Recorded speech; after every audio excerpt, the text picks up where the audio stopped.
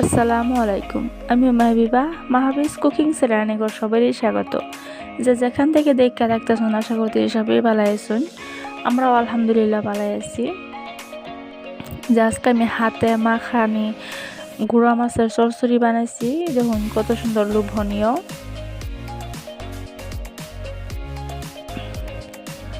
বানায় দেখবেন বাসাত, ইনশাল্লাহ ভালো লাগবো। দেখুন কত সুন্দর।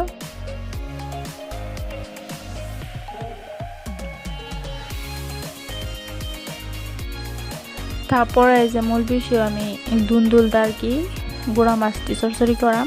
দুলদুলটা আমি একদম চিকন চিকন করে কাটা লইছি। তারপরে এই যে গুঁড়া মাছ, মরলা মাছ,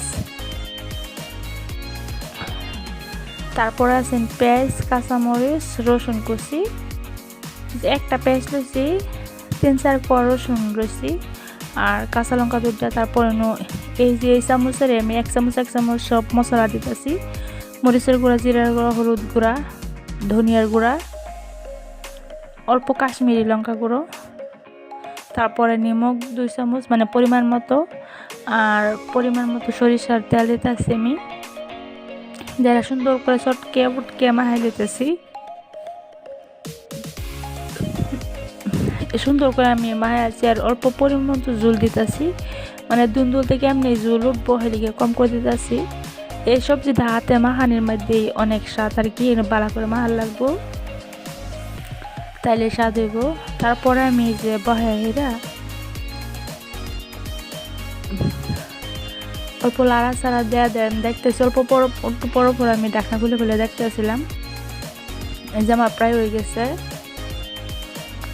ধনিয়া পাতা দিতেছি আমি লাস্ট টাইমে। এই পর্যন্ত যদি আমার ভিডিও ভালো লাগে তাহলে প্লিজ একটা লাইক দিবেন। এবার একটা লাইক আমার অনেকের কাছে পৌঁছা দিতে সাহায্য করবে।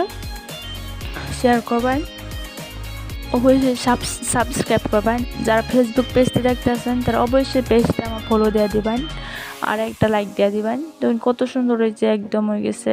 সবজিটা আমি পরিবেশন করে আছি। একবার বানাই দেখবেন, আমি জানি সবাই পান। তারপরও আর কি যারা একদম নতুন রাঁধুনি আমার মতো, অল্প টলো সাহায্য হইব। একবার ট্রাই করে দেখবেন। সবাই ফাইন তাইলেও যারা আর কি 1-2 জন ফাইন না, তারাও আশা করি দেখতে পাইবেন। আজকে লাগে এই পর্যন্ত বিদায়। আল্লাহ হাফিজ, আসসালামু আলাইকুম।